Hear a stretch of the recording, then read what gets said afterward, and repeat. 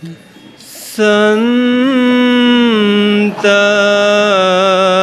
सत गुरु सत्य स्वरूपा नित्य निरामय निर्मला मृत्युंजय भव दुस्तर तारका चित्त चिन्मय तत्व प्रकाश का गतिमति को गने तिथि न बरने मतियागम्य अंत न मूला संत सत गुरु सत्य स्वरूपा नित्य निरामय निर्मला ध्यावत योगी कर संयोगी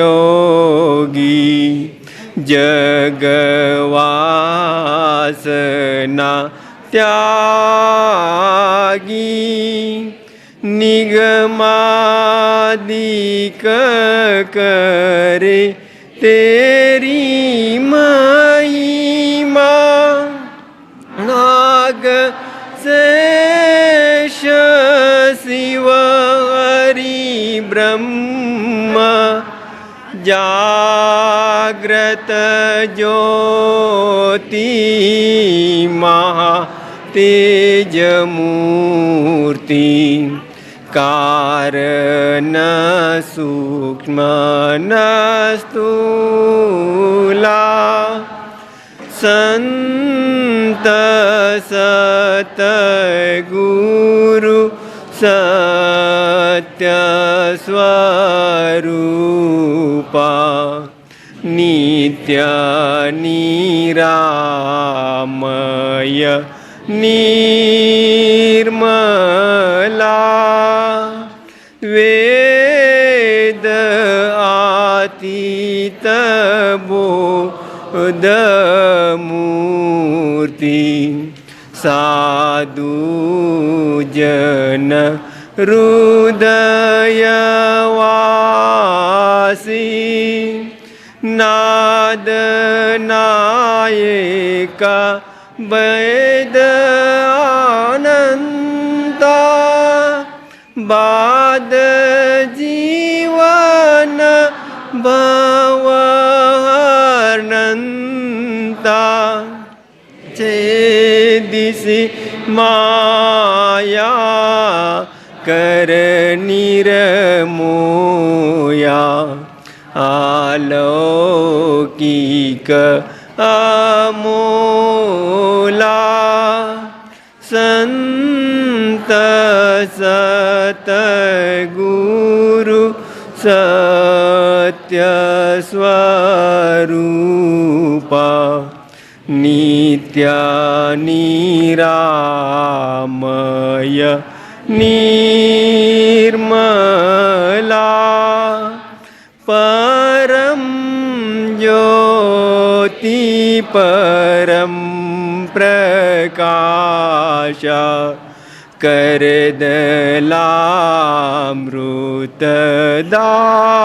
करदलामृतदायका निरंकार निर्गुणास्थित निर्भय देव भावरहिता वरनत शास्त्र पुराण अस्तूला संत सतगुरु सत्य स्वरूपा नित्य निरामय निर्मला दीननाथ दयाल स्वामी स्वानुभव प्रकाश का सोमनाथ तव चरण ध्यावे नेमानित्य निरंतर गावे कामादिक भव हार जीव शूला संत सतगुरु सत्य स्वरूपा नित्य निरामय निर्मला। राधा स्वामी।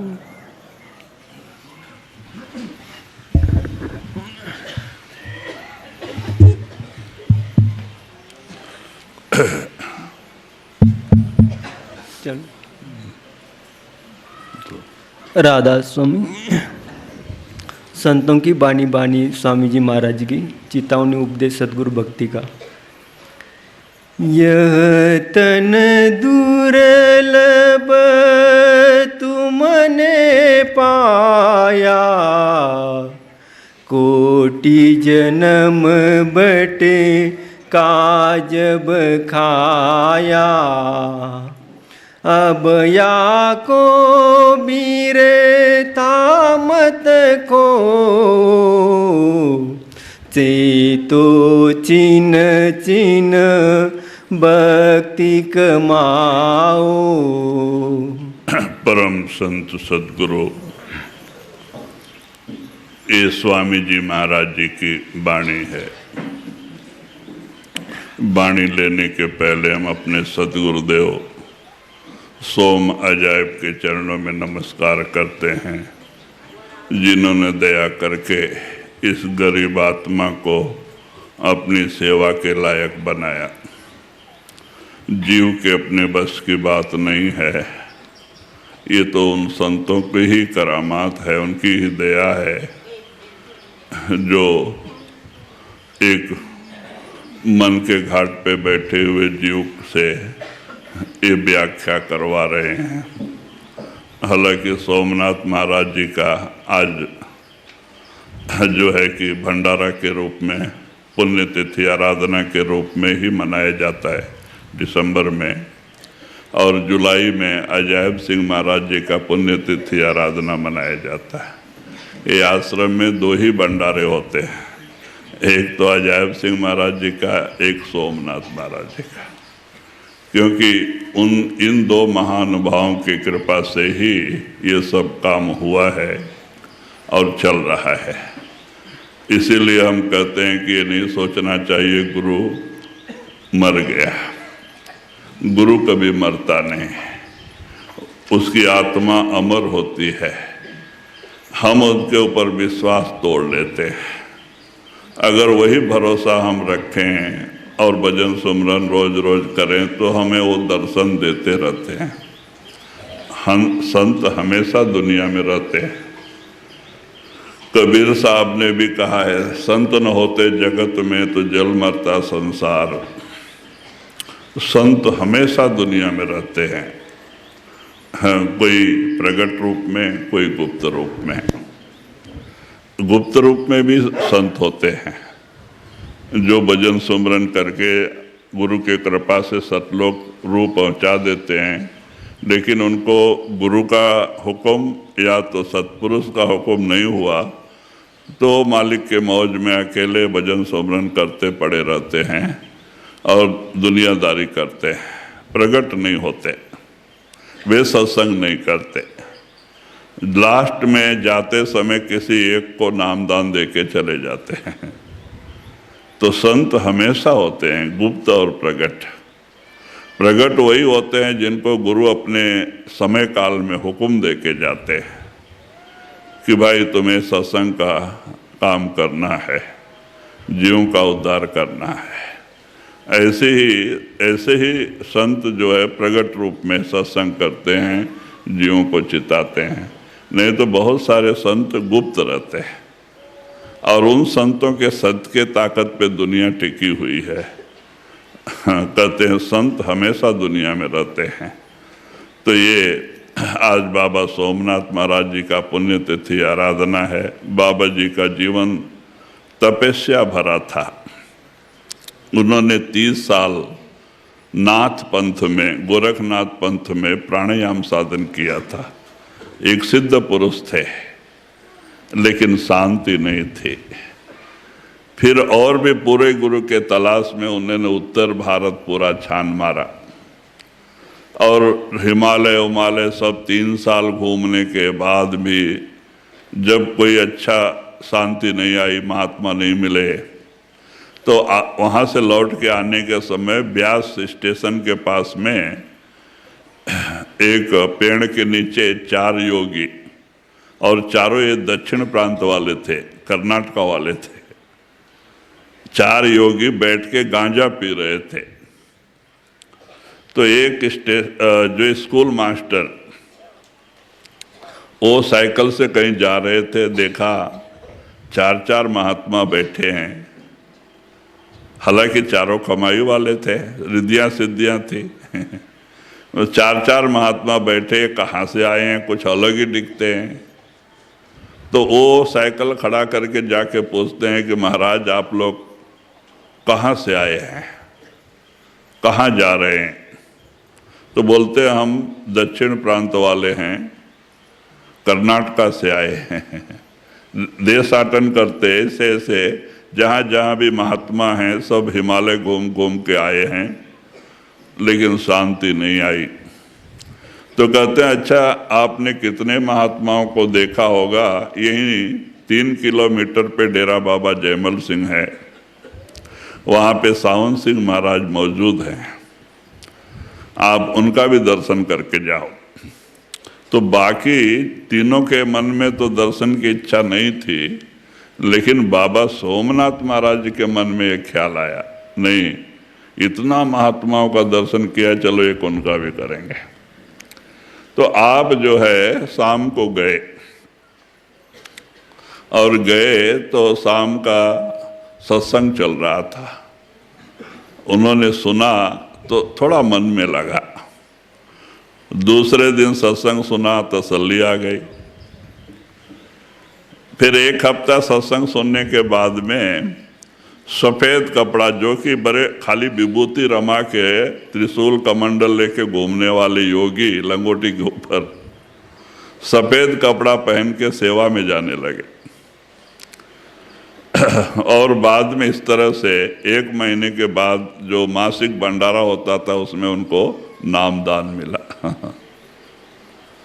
फिर नामदान लेकर के आप आश्रम में ही रह गए, 7 साल सेवा किया। सावन सिंह महाराज ने उनको भंडार का काम दिया था। जो भी संगत आती थी राशन देने का, अनाज देने का लंगर को, इसलिए सोमनाथ भंडारी के नाम से मशहूर थे। भंडारी राशन देते थे वो। तो कहते इस तरह से उन्होंने वहाँ सेवा किया। बाद में सत्संग करने का हुक्म दिया तो वहाँ पे राग द्वेष बढ़ा। तो महाराज ने कहा तुम्हें दक्षिण प्रांत की भाषा आती है, तुम जाओ दक्षिण प्रांत में संत मत का प्रचार करो। लेकिन पहले जैसे मांग के खाते थे ऐसे मांग के नहीं खाना, मेहनत करके कमाना और खा के सत्संग चलाना। तो बाबा जी तो लंगोटी साधु थे। तो बाद में उन्होंने, सावन सिंह महाराज ने उनको खाली 25 रुपए दिए थे उस जमाने में। आज से समझो 130-140 साल पीछे। तो उस समय पैसे की बड़ी कीमत थी। तो 5 रुपये बचा था वहाँ से, यहाँ बॉम्बे आए वहाँ से 5 रुपये बचा था। तो महाराज जी का वाक्य याद था। तो सोमनाथ महाराज क्या किया, 5 रुपया बहुत होता है, 5000 के बराबर उस जमाने का 5 रुपया। तो उन्होंने एक टोकरी लिया, भूजा चना लिया, एक हांडी लिया मट्टी का बर्तन, और उसमें आग रख के पेट पे और मटका माने वो टोकरी बांध के लटका के और चना बेचते थे समुद्र के किनारे। क्यों? अपने खाने पीने की व्यवस्था करना ना। तो इस तरह से आधा पैसे में चना बेचते थे। तो किसी ने नया मिल चालू हुआ था बॉम्बे में, लोग मिलते नहीं थे काम करने वाले, पहले बहुत कम लोग थे बॉम्बे। तो किसी ने देखा बाबा जी बड़े हट्टे कट्टे हैं और चना बेच रहे। तो पूछा जाके, क्यों बाबा जी मिल में काम करोगे, साचा चलाओगे? बोले हाँ मिले तो करेंगे। तो बोले चलो, ले जाके मिल में काम दिला दिया। तो 3 महीने ट्रेनिंग में गया, सिखाया वो लोगों ने, और बाद में कपड़ा बुनने का साचा चलाने लगे, मशीन चलाने लगे। तो 8 घंटे ड्यूटी करके लौट के आते तो एक पुरानी साइकिल लिया था, उस पे कपड़ा रख के गली गली बेचने जाते। देखो न बाल न बच्चा नौकरी करके भी साइकिल से शाम को आके बेचने को जाते थे कपड़ा। और इस तरह से कुछ पैसे जमा करके और 7-8 साल नौकरी का पैसा और एक कपड़ा बेच के जमा करके उन्होंने एक दुकान लिया वल्ली नाका में, छोटा सा, और उसमें कपड़े का दुकान खोला। ये तो गुरु की कृपा थी, बढ़ते गया बिजनेस अच्छा चलने लगा। तो 2-3 दुकान लेके एक दुकान किया, बड़ा दुकान बना दिया, होलसेल का बिजनेस करना चालू किया। तब जब बैठने की जगह हो गई तब सत्संग चालू किया। तो इस तरह से उन्होंने वो कपड़े का दुकान भी काफ़ी दिन चलाए और वहाँ से ही सत्संग करते थे। और बाद में वो कपड़ा, खाली दुकान में कपड़ा जो बेच के संगत 60,000 रुपया दिया, तो ये बेंगलुरु का आश्रम 111 कर दिया अपने पैसे से ये गुरु की कृपा थी। तो वहाँ जाके बैठे फिर तो इस तरह से उन्होंने आश्रम बनाया मेहनत करके। तो कहने का मतलब कि ये गुरु की कृपा है। अजैब सिंह महाराज ने हमें ये आंध्रा के जंगलों में भेजा। उस समय एक पेड़ भी यहाँ पे नहीं थे, सब खुला था, ये परती जमीन थी। और यहीं आश्रम के सामने एक पेड़ था, वहीं नीचे पेड़ के नीचे एक भूतनी रहती, माने एक औरत मर गई थी जिसको वहीं गाड़ा था।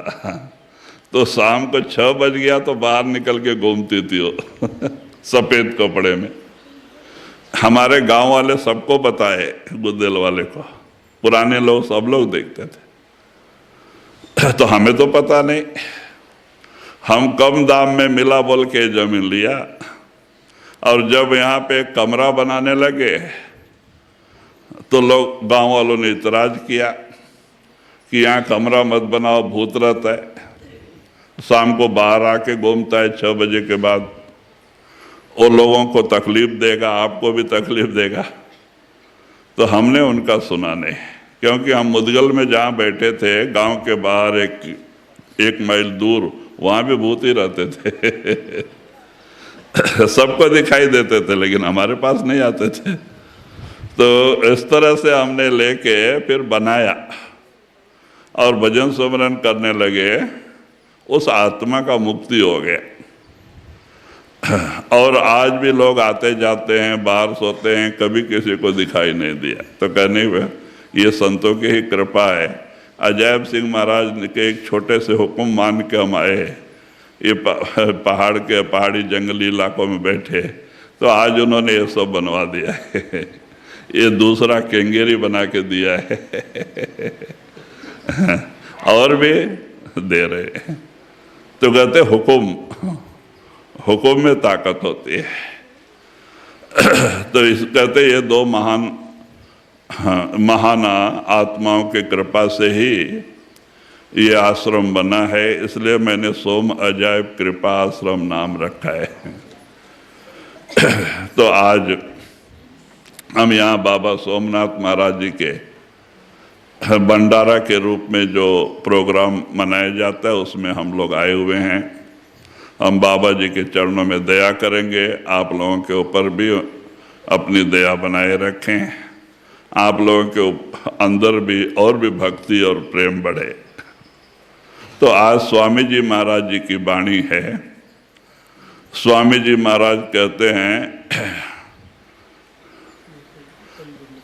हाँ, यह तन दुर्लभ तुमने पाया, कोट जन्म भटका जब खाया। ये सुंदर मानव शरीर का समय परमात्मा ने तुम्हें दिया। कब दिया? जबकि 84 लाख शरीर का भटक के आने के बाद, चक्कर लगा के आने के बाद वो परमात्मा को दया आती है। जब हम 84 लाख खान यानी शरीर भटक लेते हैं, दुखी हो जाते हैं, तो परमात्मा को दया आती है और वो दया करके हमें एक छोटा सा अवसर मानव शरीर देता है। क्यों देता है? जाने दो, इस दुख से छुटकारा पा लेने दो, अपने आत्मा के उद्धार के लिए, जन्म मरण से छुटकारा पाने के लिए ये समय परमात्मा ने दिया है। अगर इसमें बैठ के हमने वो काम नहीं किया तो और सब काम करके कोई फायदा नहीं।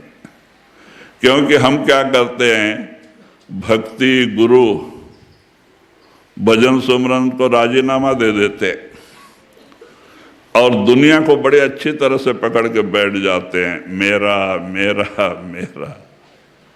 ये दुनिया को सच मान के बड़े अच्छी तरह से पकड़ के बैठ जाते हैं, मेरा मेरा। और ये दुनिया ना आज तक किसी की हुई ना किसी की होगी। ये दुनिया को ही सब कुछ मान के बैठने से, इतना अमूल्य समय बर्बाद कर देने से अंत समय पश्चाताप होता है। अरे मैं तो सब छोड़ के चला। कहते मरते समय इस आत्मा की, जीव की वही हालत होती है जो एक जुआरी की जुआ में हार के जाने के समय, जुआरी जुआ में हार के सर पीटते हुए जाता है, अरे मैंने सब खो दिया। तो कहते ऐसे अंत समय इन जीवों का होता है जिन्होंने दुनिया के ऊपर भरोसा किया, सर पीट के मरते समय छोड़ के जाते हैं, यही आस लेके जाते हैं, फिर इसी में पैदा हो जाते हैं। जहाँ आशा तहाँ वासा। तो इसीलिए महात्मा कहते हैं, भाई ये समय परमात्मा ने आपके हाथ में दिया है, छोटा सा मानव शरीर का, जागो, भक्ति करो। तो भक्ति किसकी करना? स्वामी जी महाराज आप ही समझाते हैं जी। भक्ति करो तो गुरु की करना, मार्ग शब्द गुरु से लेना, शब्द मार्गी गुरु न होवे, तो झूठी गुरु आई लेवे। फिर स्वामी जी महाराज कहते हैं, भक्ति करो तो गुरु की करना। भक्ति किसकी करना? तो कहते गुरु की करो। अब हमें शंका हो सकती है, क्यों भाई गुरु की भक्ति करना? बड़े बड़े देवी देवता हैं, ब्रह्मा विष्णु महेश्वर हैं और दुर्गा, बहुत बड़े बड़े शक्तियां हैं, उनकी क्यों नहीं भक्ति करना? तो महात्मा कहते भाई उनको हमने देखा नहीं, बिन देखे को कैसे ध्यान, जिनको हमने देखा नहीं उनका ध्यान कैसे करेंगे? अब वो किस काल में हो गए, कहाँ पे रहते हैं, हमें वो पता भी नहीं। खाली लोगों से सुना है वो स्वर्ग में रहते, बैकुंठ में रहते। लेकिन हमने देखा नहीं, न ब्रह्मा को देखा है, न विष्णु को देखा है, न शिव को देखा है, फोटो में देखते हैं। अब फोटो बनाने वाले लोग तो बड़े अच्छे अच्छे ढंग से आकर्षित फोटो बना के बेच रहे हैं कि हमारा व्यापार बिजनेस बढ़े। अब एक एक जगह तो शिव को मोछ भी लगा दिया है। अब ज्यादातर शिव का तो मूर्ति बगैर मोछ की होती है। एक एक जगह शिव को बड़ा बड़ा मोछ भी लगा दिया। ये चमत्कार फोटो बनाने वाले का है। अब हम कैसे समझे कि ये लोग ऐसा ही है।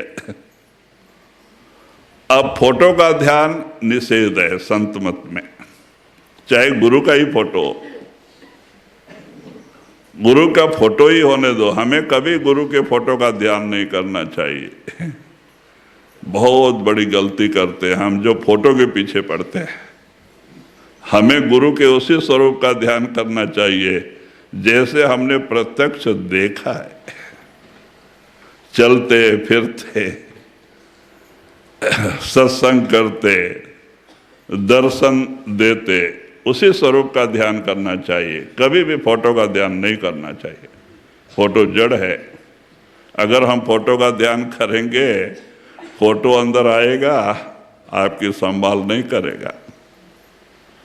तो हमें जीते जागते शरीर का ही ध्यान करना है। चाहे गुरु आज रह के कल ही चला जाए, लेकिन फोटो का ध्यान संत मत में निषेध है। हमें उसी रूप का ध्यान करना। अगर गुरु का स्वरूप अंदर नहीं आता है कोई बात नहीं, क्योंकि वो जब से नामदान दिया है शब्द रूप में आपके अंदर बैठा है। गुरु कभी नहीं छोड़ता। आपको तो सुमरन के पीछे पड़ना है। सुमरन जैसे जैसे पकेगा, आपका सुमरन जैसे जैसे बढ़ेगा और आपका मन निर्मल होएगा, तो गुरु का स्वरूप अपने आप आके प्रकट हो जाएगा। वो तो अंदर बैठा है। तो उसके लिए हमें चिंता करने की जरूरत नहीं है। लेकिन फोटो का ध्यान करना बहुत गलत काम है। कुछ लोग कहते हैं गुरु नहीं आता है तो चलो फोटो सामने रख के उसको देख के उसी को अंदर बिठाने की कोशिश करते हैं। बहुत बड़ी गलती है।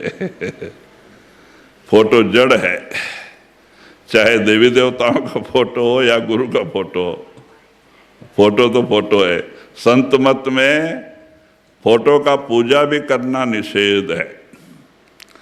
हार चढ़ाना, फूल चढ़ाना, कुछ लोग क्या गुरु भक्ति समझते हैं, सवेरे उठ के स्नान करके 2 अगरबत्ती चढ़ा दिया गुरु को, हो गया गुरु भक्ति। क्या टाइम नहीं है। तो कहते भाई इससे काम बनने वाला नहीं है। अगरबत्ती चढ़ाने से कुछ नहीं होता है। आपको तो जो उन्होंने कहा खाली 5 मिनट भी अगर भजन सुमरन बैठो, वो लाख दर्जे अच्छा है वो अगरबत्ती चढ़ाने से। 5 मिनट भी बैठो आंख बंद करके, वो लाख दर्जे अच्छा है। लेकिन बार बार की भक्ति कोई काम की नहीं, वो तो कर्म कांड हो गया। अगरबत्ती चढ़ाना, हार चढ़ाना, पूजा करना। अभी मालूम नहीं है, हमारे उत्तर भारत में गुरु पूर्णिमा आता है। गुरु पूर्णिमा का बड़ा महत्व है उत्तर भारत में। उस समय लोग गुरु दर्शन के लिए जाते हैं। ऐसी बात नहीं है खाली पूर्णिमा के दिन दर्शन करके क्या मुक्ति मिलेगी। अरे भाई सुमरन ध्यान करो।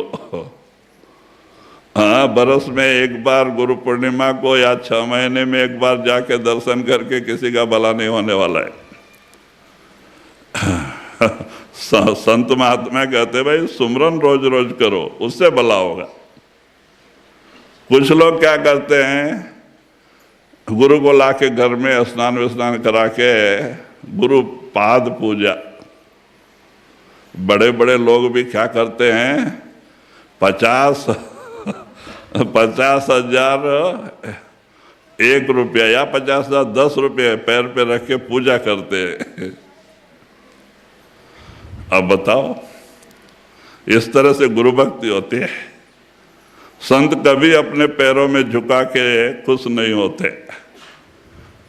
हम जब संगत को लेके जाते थे बॉम्बे, आंध्रा, कर्नाटका का, तो इनको आदत पड़ी हुई है, अब 2 मिनट का दर्शन का टाइम जो मिलता था, ये लोग जाके महाराज के सामने झुक जाते थे, नीचे जमीन देखने लगते थे, झुक जाते थे।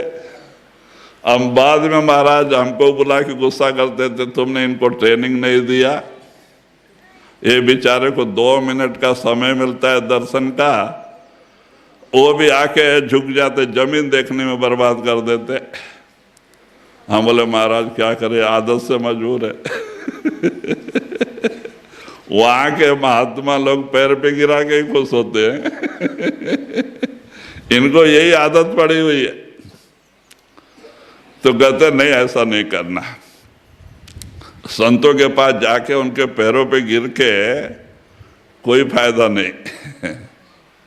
कहते संत का निरखो आंख और माथा, सत्य का नूर रहे उन साथा। जब सच्चे संतों के दर्शन के लिए जाओ तो पैर पे गिर के नहीं, नमस्कार करने को मत जाओ, उनकी आंखों की तरफ देखो, उनके माथे की तरफ, आंखों की तरफ देखो। जहां से जो ताकत उनके अंदर प्रकट है, वो देखने की खिड़की आंख है। वो आंखों से ही हमारे कर्म को लेते हैं, आंखों से ही हमारे ऊपर दया मेहर करते हैं। पैर में गिरा के वो खुश नहीं होते, वो तो देने के लिए आते हैं। तो हम समझाते थे अपनी संगत को, लेकिन कुछ लोग आदत से, यहां भी आके देखो पैर पे गिर जाते। कितना भी मना करो, पैर पकड़ने की कोशिश करते। तो कहते भाई इन सब चीजों से बचना चाहिए, हम संत मत में आडंबर से दूर रहना चाहिए। हमें जो संतों ने रास्ता बताया उस पर अमल करना, भजन सुमरन करना चाहिए। तो कहते हैं गुरु की भक्ति इसलिए करने को कहा जाता है कि गुरु को हम देखते हैं, वो सामने बैठ के हमें नामदान देता है, सामने बैठ के सत्संग सुनाता है। तो उनको हम जब देखते हैं तो देखे हुए चीज का ध्यान कर सकते हैं। जिस चीज को हमने देखा नहीं उनका ध्यान नहीं कर सकते। तो इसीलिए गुरु का भक्ति कराई जाती है। 5 नाम का सुमरन और सदगुरु का ध्यान, इससे हमारा मन निर्मल होता है और हमारे कर्म करते हैं। मन निर्मल होएगा तो हमारे अंदर परिवर्तन आएगा, मन निर्मल नहीं होएगा परिवर्तन नहीं आएगा। तो मन निर्मल करने के लिए सुमरन ध्यान बहुत जरूरी है। जी। गुरु सोई जो शब्द सनेई, शब्द बिना दूसर नहीं से। शब्द कहा मैं गगन शिखर का, शब्द कहा मैं सुन्न शहर का। फिर आप इशारा देते हैं स्वामी जी महाराज, अब गुरु की भक्ति करो। पहले कह दिया, अब गुरु कैसा होना चाहिए। गुरु सोई जो शब्द स्नेही, जो शब्द मार्गी गुरु होवे, जो आप सुर शब्द का अभ्यास करता है, अपने शिष्य को सुर शब्द का अभ्यास देता है, करवाता है। हाँ, कहते हैं गुरु सोई जो शब्द स्नेही, शब्द बिना दूसर ना सेई। शब्द के बगैर दूसरे की पूजा नहीं करता है गुरु। शब्द, अब शब्द क्या है?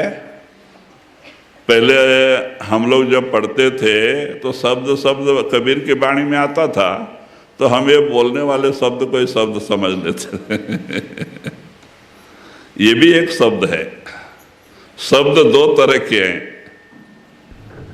एक जो बोलने पढ़ने लिखने में आता है उसको वर्णात्मक शब्द कहते हैं, और दूसरा ध्वन्यात्मक शब्द, जो खाली आत्मा के कानों से उसकी आवाज सुनी जाती है, आत्मा के आंखों से उसका प्रकाश देखा जा सकता है। वो ध्वन्यात्मक शब्द जो हमारे 10वें दरवाजे में धुनकार दे रहा है, यहाँ पे 24 घंटे आवाज आ रहा है। जिसने ये दुनिया बनाई है, जिसकी महिमा गुरु नानक ने भी कहा है, शब्दे धरती शब्दे आकाश शब्दे शब्द भया प्रकाश, सगली सृष्ट शब्द के पीछे नानक शब्द घटे घट आछे। कहते परमात्मा के अंदर से, सतपुरुष के अंदर से वो शब्द ही नीचे उतरा, उसने ही खंड ब्रह्मांड बनाया, उसने ही 5 तत्व 84 लाख शरीर 4 खान की रचना किया, और वही शब्द हर एक घट घट में 84 लाख जीवाजून में धुनकार दे रहा है। वो शब्द की महिमा, संत उस शब्द की महिमा करते हैं जो हमारे अंदर 24 घंटे धुनकार दे रहा, जिसने दुनिया बनाई है। वो शब्द कहते, वो शब्द की कमाई जो करता है, अपने शिष्यों से वो शब्द की कमाई करवाता है, वही पूरा गुरु है। और दूसरा नहीं सही, दूसरा वो नहीं पूजा करता।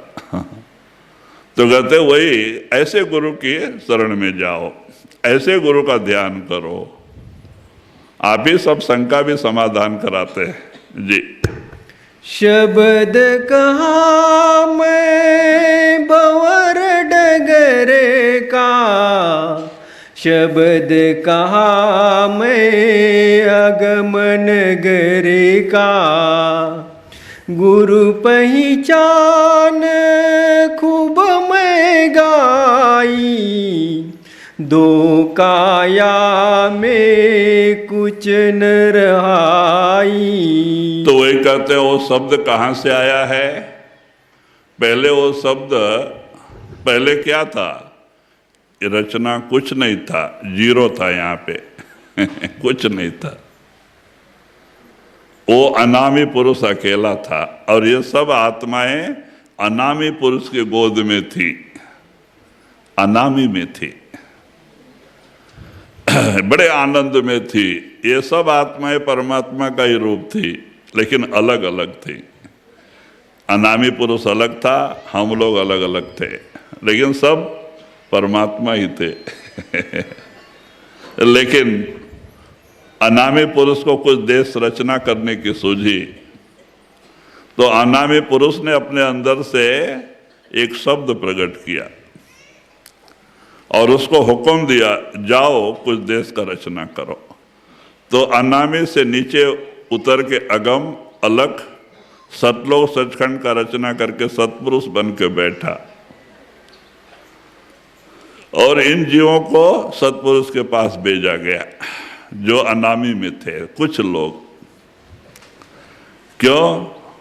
ये आत्मा परमात्मा के पास थी, तो इनको परमात्मा की कदर नहीं थी। सब परमात्मा के ही रूप थे, लेकिन अलग अलग थे। तो इसीलिए परमात्मा ने सोचा थोड़ा इनको परमात्मा का कदर भी होने दो। इसके लिए रचना करना बड़ा जरूरी था। इसके लिए उन्होंने अगम अलग सतलोक सचखंड का रचना करके वो शब्द नीचे उतरा, सतपुरुष बन के बैठा। बहुत दिन तक रचना वहीं स्टॉप थी, फिर ऊपर से हुक्म आया अनामी पुरुष का, और भी रचना होना। तब सतपुरुष ने अपने अंदर से 16 कला यानी 16 शब्द प्रकट किया और उनको हुक्म दिया कि जाओ कुछ देश का रचना करो। तब वो 16 जगह जगह जगह रचना करते, एक एक मंडल का वो बैठते गए। बहुत दिन तक रचना ऐसे स्टॉप थी। बाद में जो तीसरा नंबर थे निरंजन, उनको ये रचना अच्छा नहीं लगी। तब उसने परमात्मा का ध्यान किया, बहुत दिन लंबा ध्यान किया। जब सत्पुरुष प्रसन्न हुए, क्या चाहिए, क्योंकि वो भी बेटा ही है, तो वो कहता है यह रचना मुझे लगी न प्यारी, मैं रचना रचूं कुछ न्यारी। आपने जो रचना मुझे दिया है मुझे अच्छा नहीं लगता, मैं अपना खुद का रचना करना चाहता हूं। तो बोले अच्छी बात है, रचना तो होनी थी, करो। सत्पुरुष ने हुक्म दे दिया। तब निरंजन आकर के ये 3 लोक का रचना किया, अंडपिंड ब्रह्मांड। और ये सामान कहाँ से लाया? जो महाकाल महाशून्य में बैठे हैं ना, कुरम, वहां से सामान ला के रचना किया। रचना तो हो गया, लेकिन जीव के बगैर रचना खाली सामान, खाली डब्बे के सामान। अब कोई बर्तन है, उसमें कोई चीज नहीं है, तो बर्तन की क्या शोभा। ऐसे ही दुनिया का रचना तो हो गया, और ऐसे ही दुनिया पड़ी है, उसमें कोई आत्मा नहीं, तो क्या शोभा। अब जीव भंडार चाहिए, तो उसने 70,000 चौकड़ी युग, एक चौकड़ी बोला 4 युग, 70,000 चौकड़ी युग एक पैर पे खड़ा होकर तपस्या किया निरंजन ने। बहुत लंबा तपस्या किया जीव के लिए। तब वो सत्पुरुष प्रसन्न हुए, क्या चाहिए? तो कहता मुझे जीव भंडार चाहिए। तो वो बड़ा लंबा तपस्या किया है, तो उन्होंने एक छोटा सा जीव भंडार जो महाशून्य के गर्भ में था, उन्होंने दे दिया। और बोला तुम अकेले से रचना होने वाला नहीं। तो उन्होंने एक और कला शक्ति सत्पुरुष ने प्रकट किया, ज्योति यानी माया, और कहा तो तुम दोनों मिलके जाके रचना करो। तब वो ज्योत और निरंजन वो जीव भंडार लेके वहां से नीचे उतरे, अपने देश में आए। तो निरंजन ने कैसा कैसा ये रचना करना, सारा प्लानिंग ज्योति को बताया। ज्योति का मतलब माया, और प्लानिंग बता के कहता है तुम रचना करो, लेकिन मेरा भेद तुम किसी को बताना नहीं कि मैं भी हूं। मेरे बारे में किसी को बताना नहीं। और सारा प्लानिंग बता के निरंजन जाके श्वेत शून्य में ध्यान में बैठ गया। वो अभी भी पिता के ध्यान में ही रहता है। बड़े निरंजन है तो क्या, काल दुनिया के लिए है, संतों के लिए, जीव के लिए वो भी दयाल ही है, इसलिए तो उसका सुमरन कराया जाता है, वो हमारी मदद करता है। तो कहते हैं वो भजन बैठा है। तो माया ने सब रचना किया। माया ने क्या किया, ये 5 तत्व से 84 लाख शरीर तैयार कर दिया। और पहले अब तैयार हो गया शरीर,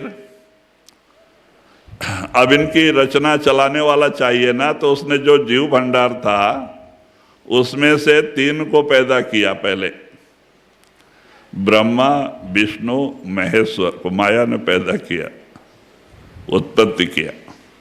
अब ये 3 और माया, ये 4 मिल करके इन आत्माओं को 84 लाख शरीर में डाल दिए। तो बाद में माया ने क्या किया, इनको ड्यूटी दिया। जो जीव दुनिया में पैदा होंगे उसका पालन करने का विष्णु को, पैदा करने का ब्रह्मा को, पालन करने का विष्णु को, और उसका संहार यानी उसको मारने का शिव को। इसीलिए शिव को महाकाल भी कहा जाता है। मारने क्यों, अब शरीर में हृदय स्थान में शिव का वास है। ये श्वास के मालिक, श्वास बंद कर दिया, जय सिया राम। तो यहाँ पे है शिव पार्वती। तो कहते हैं वो मारने वाले हैं। और विष्णु नाभि स्थान में पालन करने वाले, विष्णु और लक्ष्मी। ब्रह्मा इंद्रिय स्थान में उत्पत्ति करने वाले। ऐसे सब लोग इस शरीर में बैठे हैं। अब तीसरी आंख खुलेगी तो आपको सब दिखाई देंगे उनका लोक भी दिखाई देगा ये सब इस शरीर में ही है। महात्मा डराने के लिए नहीं कहते, सच है। ये शरीर में अखुट भंडार भरे पड़े हैं, हीरे जवाहरात माणिक के बंगले हैं जहाँ पे आत्माएं रहती हैं। ये कोई रक्त मांस का पुतला ही नहीं है, हे काया कंचन नगरी अखुट भरे भंडारा ये सोने का बड़ा सुंदर नगर है अंदर। देखो इस शरीर में जाके तमाशे। आप अपनी तीसरी आंख खोल लो, सच्चाई को देखो कि इसमें क्या क्या खजाने भरे हैं परमात्मा ने हमारे लिए वो सब हमें मिल जाते हैं, हम धन्य हो जाते हैं तो इसीलिए इस तरह से रचना हो गई। और जीव को पहले पिछले जन्म का याद रहता था तो कोई पाप करता ही नहीं था तो फिर निरंजन ने एक पैर पे खड़ा होके 64 चौकड़ी युग एक पैर पे खड़ा होके फिर तपस्या किया। उसका सारा जिंदगी तपस्या में ही जाता है। फिर परमात्मा सत्पुरुष प्रसन्न हुए तो 3 वरदान मांग लिया। जीव को पिछले जन्म की याद ना रहे, अगर याद रहेगा तो पाप नहीं करेगा 84 नहीं चलेगी अब जीव को पिछले जन्म की याद ना रहे, जिस जीव को मैं जहां पैदा करता हूं वहां खुशी से रहे। अब मोरी का कीड़ा मोरी में खुश, अलग करो तो चटपटाता है तो कहते जिसको मैं जहां रखूं वहां खुश रहे। और तीसरा, उसको मालूम है सत्पुरुष ने इनको जबान दिया है, तुम्हें तकलीफ होगा तो हमें याद करोगे, तुम्हें लेने के लिए आऊंगा। इसलिए तीसरा वरदान ऐसा मांगा कि अगर आप संत अवतार लेके दुनिया में आते हैं तो रिद्धि सिद्धि चमत्कार नहीं बताए सत्पुरुष को भी बांध दिया तो इस तरह से 3 वरदान, तब से ये जीव भूल भ्रम में पड़ गया निरंजन कुछ नहीं कर सकता, सब ऊपर से मांग के लाया है सत्पुरुष से मांग के लाया है। इस तरह से ये भूल भ्रम की दुनिया चालू हो गई। तो इसी तरह से ये जीव भूल और भ्रम में पड़ गया। तो कहते ये शब्द अनामी से आया हुआ है। ये भंवर गुफा और शून्य होते हुए नीचे उतरा है और उस शब्द ने ये सब कुछ बनाया है। तेलुगु आगे ले। शब्द कमावे सो गुरु पूरा, उन चरणन की हो जादूरा। और पहचान करो मत कोई, लक्ष्य लक्षण देखो सो